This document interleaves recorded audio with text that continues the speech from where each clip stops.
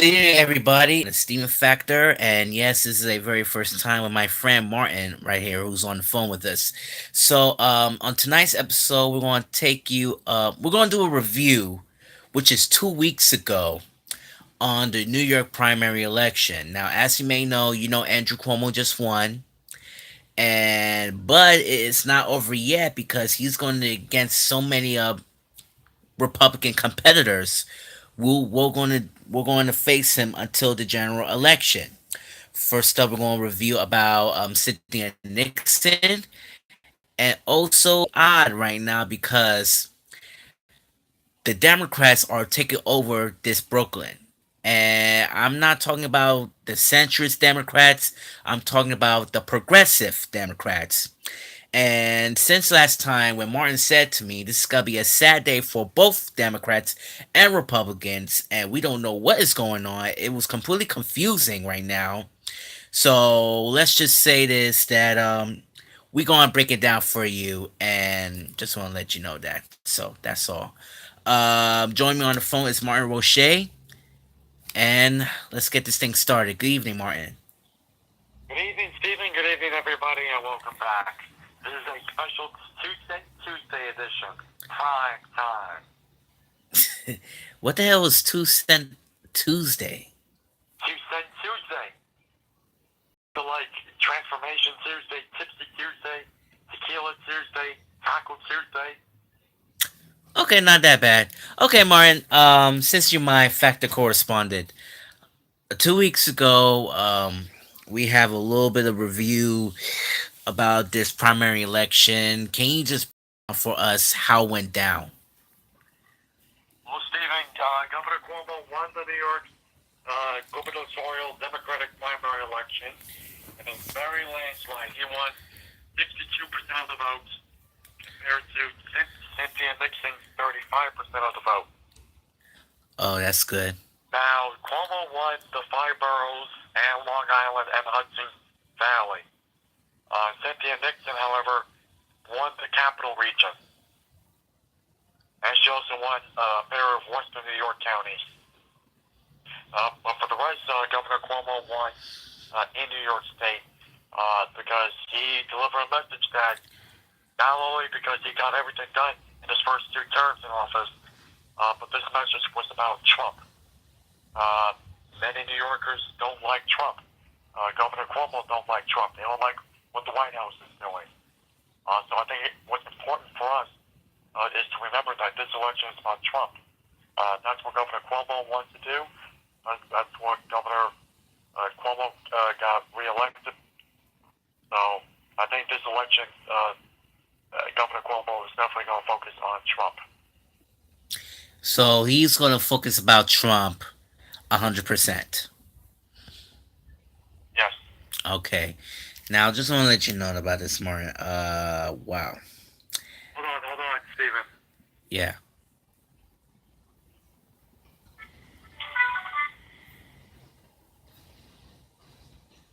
Hello. What's that?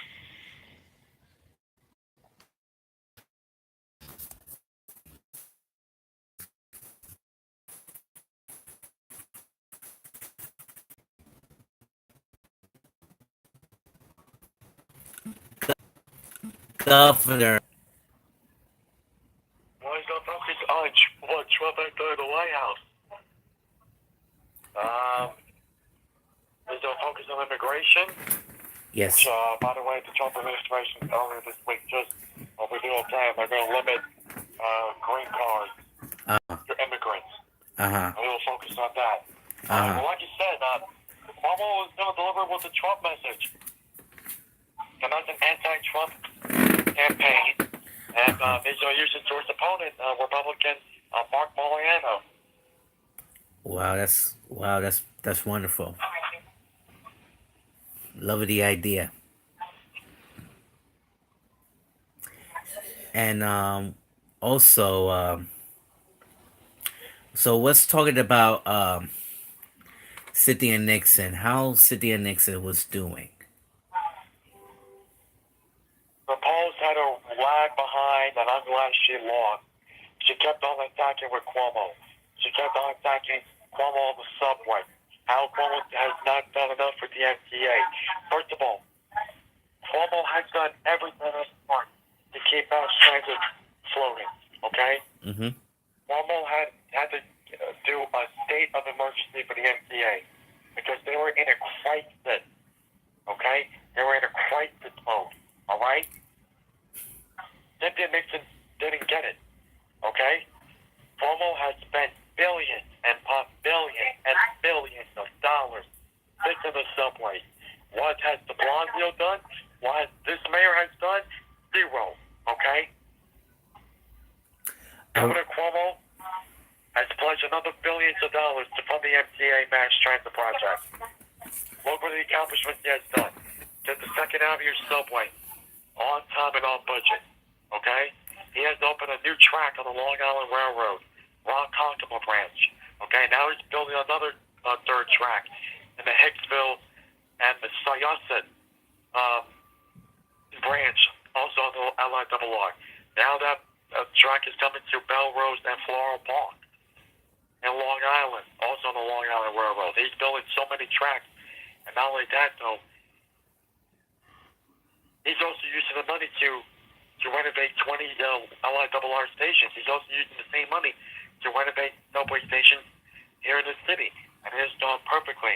How much the amount of criticism he's getting from transit advocates, but he's getting it done. That's the part Cynthia Nixon don't get it. so you're telling me is Andrew Cuomo's doing this? He's breaking two birds and one stone. Not From again? what I meant to say is, you're telling me that Andrew Cuomo is doing it all at once, like breaking two birds in one stone. He's doing the subways. He's doing Puerto Rico. He helped everyone in New York City. I mean, like he should be becoming the next mayor for goodness sake. And I very agree with what you just say that Mayor De Blasio don't do crap because he and Cuomo really don't get along whatsoever. I'm correct. Mm-hmm. So I remember one time during after the election, I was watching Eyewitness News, right, and this was a true story. Now, as you may know, if you read the Daily News newspaper cover, that that Bill De Blasio be friends with Cynthia Nixon. All right, and now Mayor De Blasio want to support Cynthia Nixon will become the next female governor, but it's not going to happen. No, and plus, the couple of days before the primary, he didn't even endorse the two candidates. And who are they? He didn't. He said he's not going to vote for none of the candidates during the primary. Oh, ew, that's sad. That's sad. Even since I remember I took a picture with Mr. Mayor and he did endorse Zenor Marie become a New York State Senate right here in Crown Heights. And he will do his debut in January, I'm correct?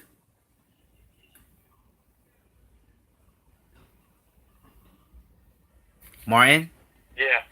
Did I say correct, right? That Zion Marie will become as a new state senate next Yep. January, right? He got him. Yep. Yes. So, okay, that's pretty good. We're going to talk about Zion Marie in just a minute here. Now, after the election, I mean the debate. I'm sorry. Now, Mayor De Blasio criticized Andrew Cuomo about his tone of his. He's phone and about Cynthia Nixon, etc. But listen, what he did right here is none of his business. He told all the people about the real facts how Andrew Cuomo was doing for the past two terms. And Mayor de Blasio and Cynthia Nixon doesn't get it whatsoever. Yep. I don't get it. They didn't have the facts straight. Because Those two are completely progressive. All they're gonna do, they just trying to sit it down, do nothing, just like Al Bundy, trying to go out of the state to see what's going on in this nation. But the focus here, they need to focus on the city, not the nation itself. And now Mayor de Blasio trying to do something, immigration, all kinds of stuff. No, let Andrew Cuomo do the job. He will help all these innocent people from immigration. He will help people in Puerto Rico after the Hurricane Maria kill over like 3,000 people. And let and let Cuomo do the job in the public transportations. I'm talking about buses. I'm talking about trains, new tunnels, new tracks, new subways. But Martin, do you remember what Donald Trump said during the inauguration? And he said we need to build new tunnels, new highways, and etc. etc. Did they? Yep. Did Yep. they? I recall. I recall remembering that speech. Did they fix the new tunnels and highways and stuff? Nope. Well, that's the goddamn problem. Because President Trump don't do crap whatsoever. But there's only one person who do this. It's Andrew Cuomo himself. Think about it, Martin. He followed his father's shoes. And guess what? He made it. He keep his legacy. He keep his politicians straight. And he wants to tell the whole world how he feels about it. But listen, Martin, you have to use your imagination. What if that Andrew Cuomo were running president of the United States? Let's think about it. What do you think? I think he'll become a great president, and assuming he'll run, which I hope he does. But if he does run and wins, I think he'll make a great president. I think he'll get a lot of things done in Washington. Well, this is gonna be a tough one, and you better watch out all these rumors too, because I can't stand so many stupid rumors. I'm talking about some celebrities here too, and I want to say to so many celebrities. I'm talking about Dwayne the Rock Johnson, Cynthia Nixon, who else? Oprah Winfrey. Well, thank God she's not running Lindsay for Lohan. what? Lindsay Lohan. Hold on. Lindsay Lohan's thinking about running for president. Mm-hmm. Hold the phone. Hold the phone. Lindsay Lohan.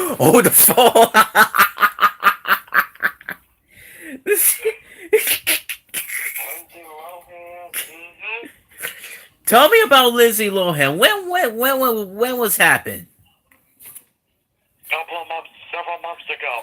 And what is she saying? I quote. She's seriously considering a run for president, and that's not all. We even got boxer Oscar De La Hoya. He's seriously considering I want to show. president.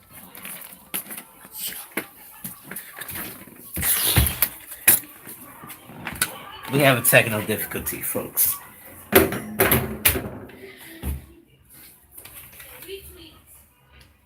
Oscar De La Hoya, ladies and gentlemen, could also run for president, and also former Mayor Michael Bloomberg, everybody. But Mayor Michael Bloomberg, he's undecided to run president of the United States.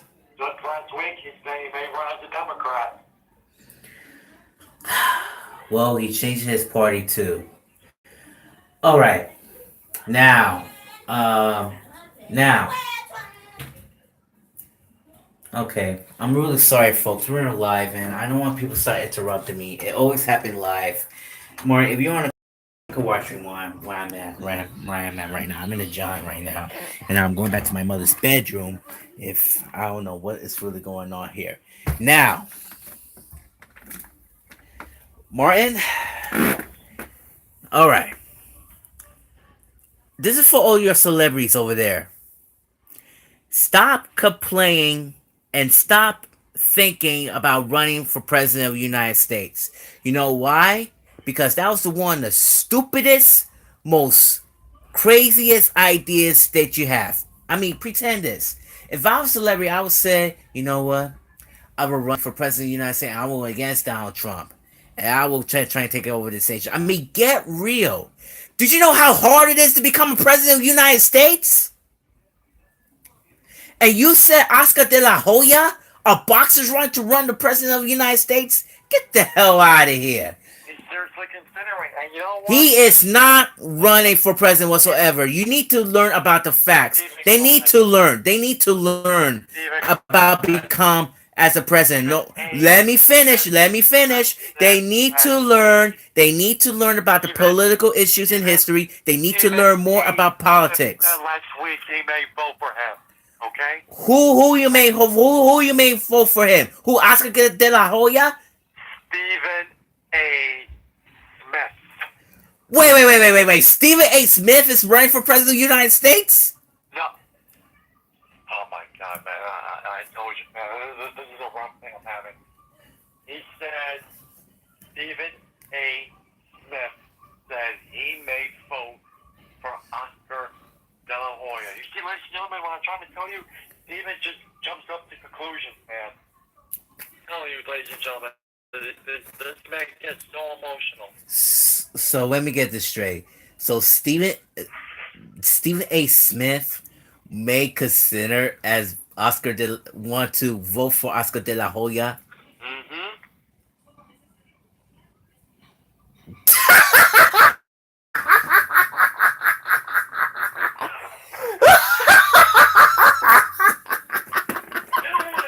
Oh man, no big world, boy.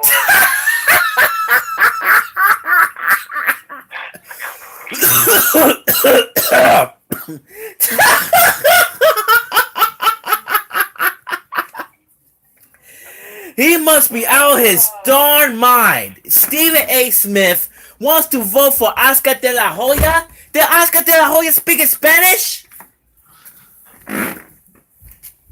Did Oscar de la Hoya speak in Spanish? Yes. Okay. So here's the question. If Oscar de la Hoya if becomes our president of the United States, oh no, this is gonna be terrible. I'm sorry. I don't know. This is gonna be a tough one. You go. You're on the floor, Martin. If Steven, hear me out. Hear me out. Yeah. Hear me out. Okay. Okay, you're on the live audience. Okay, don't get emotional. Okay. You never know if he'll run that. Because remember, there's gonna be other Democrats. I think there'll be a circus of them. Oh, who it will be? Marco. There's gonna be a circus of Democrats. And let me tell you right now, we don't got no one right now. Mm-hmm. And there could be sometime later next year, sometime this time next year, we'll have several running mates. Okay? Mm-hmm. Never know what will happen. And plus, the Republicans may primary Donald Trump. It looks like Ohio Governor John Kasich, he may get a shot to run. I would like to see him run and give it a third try. You know, Martin, just want to let you know, Ernie Johnson from Inside the NBA vote for him. Yeah, he wrote him in. Yeah, and let me tell you something about Ernie Johnson. Look, I love Ernie Johnson. We watched Ernie Johnson back in the days. And also, he's a wonderful Republican, an outstanding centrist Republican, and also he's a Christian too. And it's been revealed he got baptized during the mid '90s, and he have cancer back in the, and thank God he's cancer free. But when Ernie Johnson made a live television break a fourth wall, that he said, and I quote, the Bible says that we must pray to world leaders. And he said, I had to agree with this, guys, where all should make him a chance. He was talking about Donald Trump. So Ernie Johnson, or call him EJ, he is a very good guy. And I really love him after he spoke out that he is a wonderful American and wonderful Republican as well. And I just hope him that he will look forward to his political views, and he will wish for all the best on this best in the business in TNT Sports or Turner Sports. Right. get back to the primary. Yeah, I mean, really, Oscar de la Hoya. I mean, like Stephen A. Smith's trying to vote for that guy. I mean, he's speaking Spanish, and we should definitely But put he the. also got but Oscar de la Hoya is speak well English, so don't try and chastise them, Stephen. You know what? It's just stupid rumors and predictions. I don't want to get involved with that. It's even worse than Philadelphia wants to pick LeBron James to become as the new 76ers. I mean, come on, he's already on the LA already. He already bought his house, his new school for his son, and you know what's the drill. Okay, primary. You're on the floor, Martin. All right. So besides the governor's race, we also have the attorney general's race. And Letitia James won the attorney general's race, defeated Zephyr Teachout, Sean Patrick Maloney, and Alicia Eve. And now Letitia James will head in November. She'll take on Republican. She'll take on a Republican named A.J. Brooke. Will Yes. be running for the Republican nomination for attorney general Mm-hmm. November. Mm-hmm. And then we head to the state senate. And now all of a sudden, Stephen, the New York State Senate balance of power is about to get finished in November. Yes.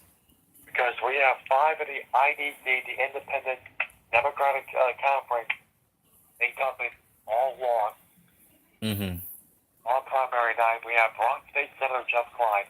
And by the way, it's a big loss. All right, it's a big loss for Albany.